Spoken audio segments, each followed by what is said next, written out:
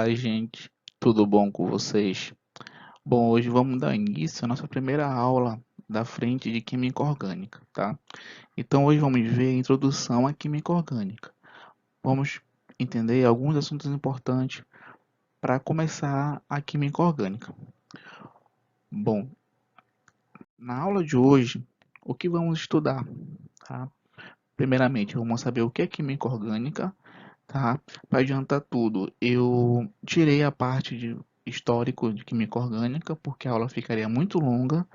E como nós temos pressa por conta do vestibular, eu não sei se você vai assistir o vídeo dias distantes do vestibular ou você vai estar na revisão do vestibular, só que você precisa de aula mais com pouco tempo possível. Então, nessa aula, nós não vamos ver o histórico de química orgânica, tá? Eu fiz uma pequena introdução sobre o que é química orgânica. Em seguida, vamos ver a classificação do carbono, a classificação das cadeias orgânicas e, por fim, o que são os compostos aromáticos. Bom, o que é a química orgânica? Tá? Então, segundo o autor onde eu pesquisei o que é química orgânica, é um ramo da química que estuda todos os compostos formados pelo elemento carbono, com propriedades específicas.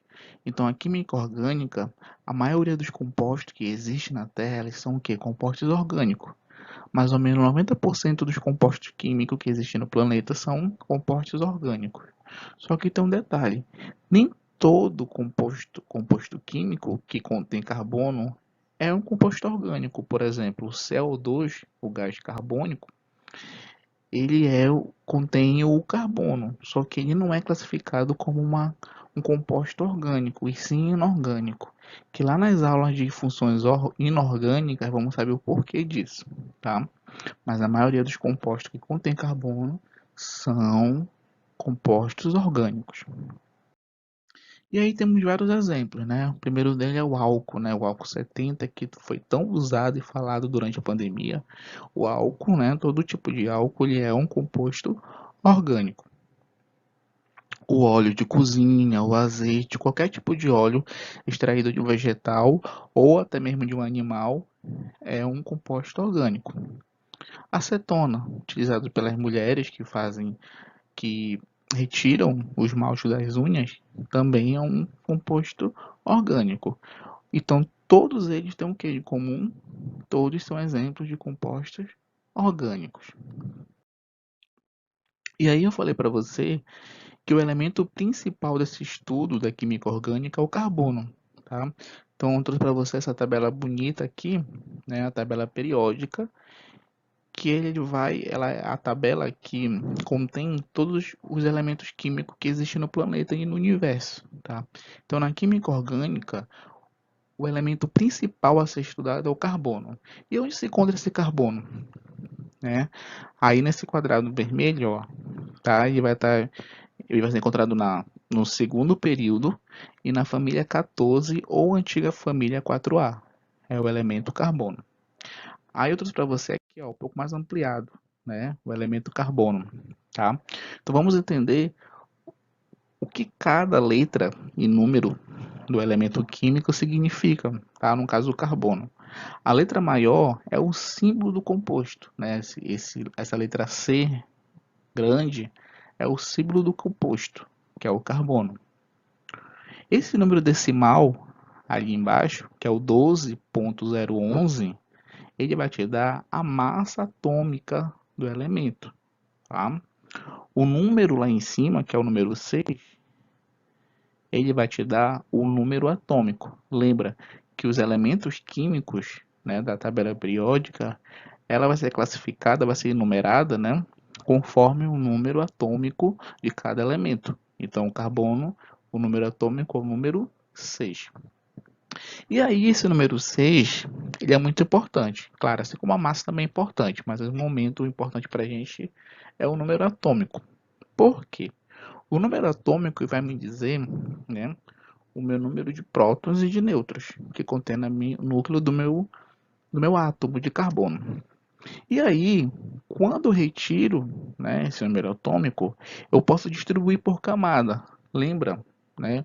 O modelo atômico de Bohr e Rutherford, que são por camadas, e quando eu distribuo em camadas, né? Camada K, L, M, N, O, P, Q, o carbono ele vai ter duas camadas, tá?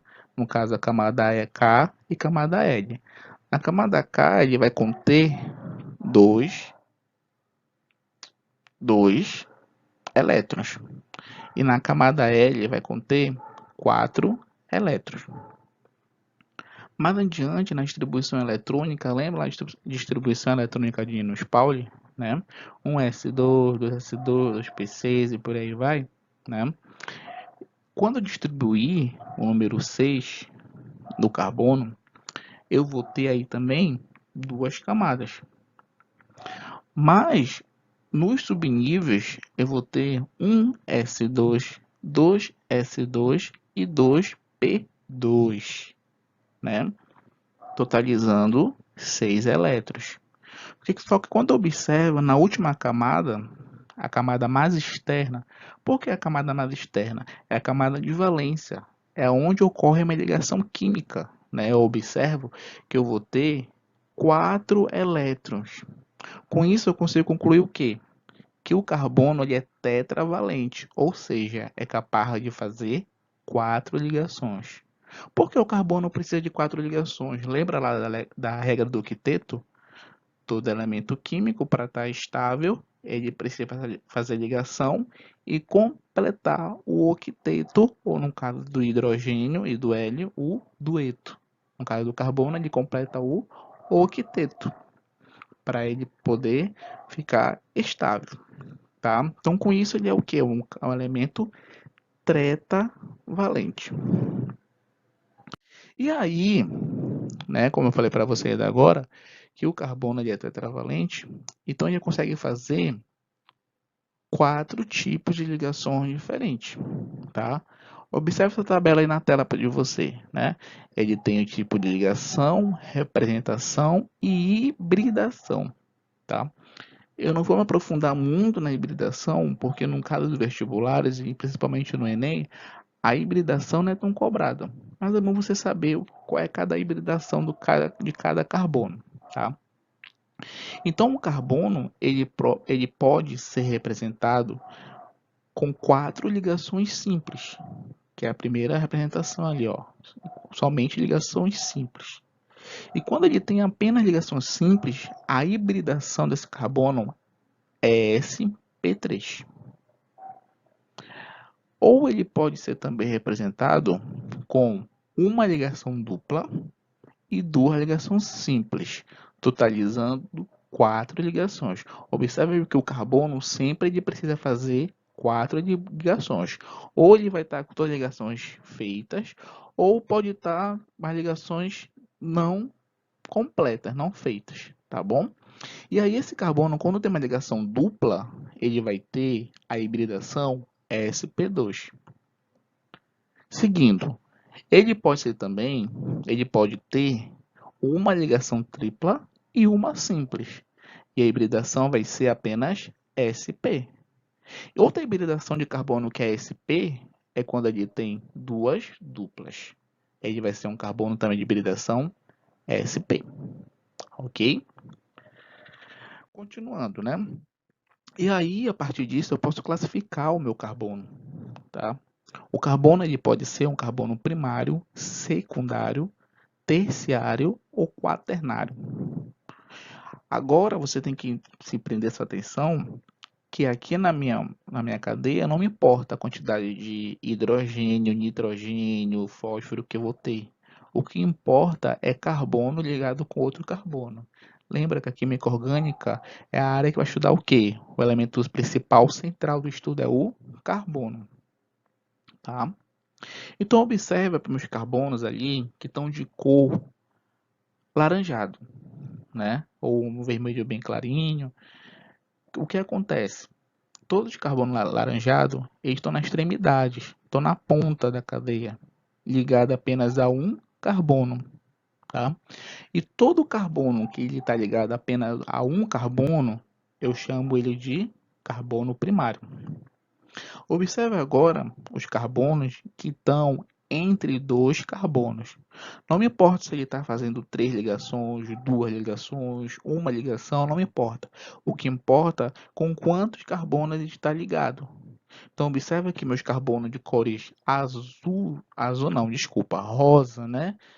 Com a geometria quadrada, né? Quadrilátero. O que ele tem de comum entre eles? Que eles estão entre dois carbonos. E todo carbono que está entre dois carbonos, ou melhor dizendo, ligado a dois carbonos, ele é um carbono secundário. Agora olhe para o carbono, tá? Da geometria triangular, que é de cor verde, bem clarinho. Ele está entre três carbonos.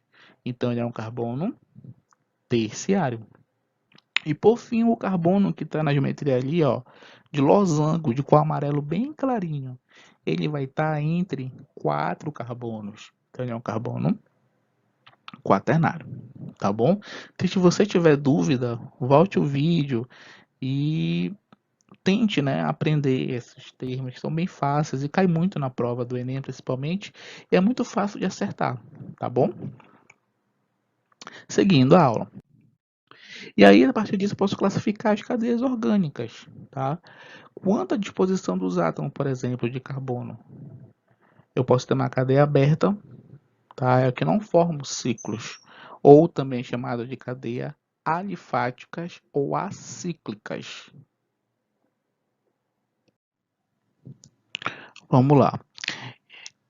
As cadeias fechadas, ou também chamada como cadeias cíclicas, são aquelas que uma extremidade são ligadas à outra, formam um ciclo. Por isso são chamadas de cadeias fechadas ou cadeias cíclicas. E aí você pode ter uma mistura de uma cadeia aberta com uma cadeia fechada. Eu chamo de cadeia mista.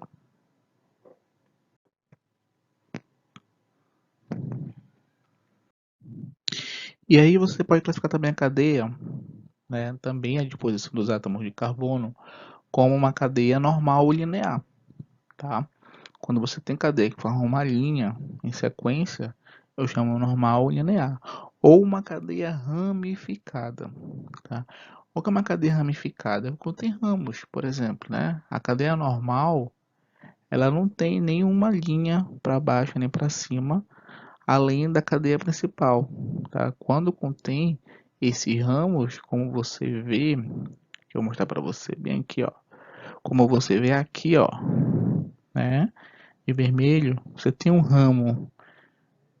E aí você vai ter uma cadeia ramificada, ok? E aí você pode também classificar as cadeias orgânicas quanto ao tipo de ligação entre os átomos de carbono. Por exemplo, quando você tem entre carbonos apenas ligações simples, você tem uma cadeia saturada. Mas quando você tem uma cadeia carbônica que existe ligação duplas ou triplas, você tem uma cadeia insaturada. Bom, continuando. E quando eu classifico a cadeia orgânica quanto à natureza dos átomos que compõem a cadeia, eu posso ter uma cadeia homogênea, tá? Cadeia homogênea é quando eu não tenho entre carbonos heteroátomo. O que é um heteroátomo? Geralmente são elementos, né? Ou ele é da família 16 ou 15 da tabela periódica, ou até mesmo 17. Quando eu não tenho oxigênio, nitrogênio, fósforo, flúor, cloro entre carbonos. Eu chamo esses elementos de heteroátomo, tá? Quando eu não tenho entre no meio da cadeia ou entre carbonos, é uma cadeia homogênea. E aí, quando eu tenho um heteroátomo, por exemplo, aqui, ó, eu tenho um oxigênio no meio da cadeia carbônica ou entre carbonos. Eu tenho uma cadeia heterogênea, tá bom? Continuando, né? E agora nós temos aí as cadeias aromáticas ou os compostos aromáticos. O que são compostos aromáticos? Geralmente é um hexano.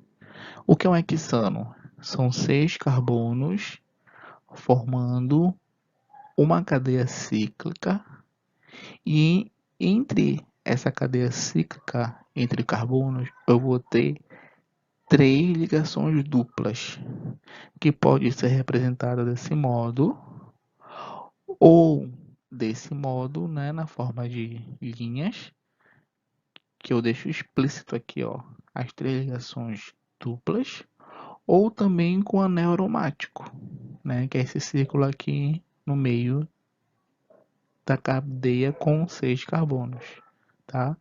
E uma das três formas estão corretas, né? Aqui esse exemplo é um anel benzênico ou também um anel aromático, tá bom? E aí eu posso ter esse anel aromático, ele pode ser mononuclear, né? Mononuclear é quando eu tenho apenas um anel, ou polinuclear, quando eu tenho de 2 a 3 ou mais anéis acoplados, tá bom? E aí a nossa aula, né, ela termina aqui. Esse aqui foi apenas uma introdução à química orgânica, né?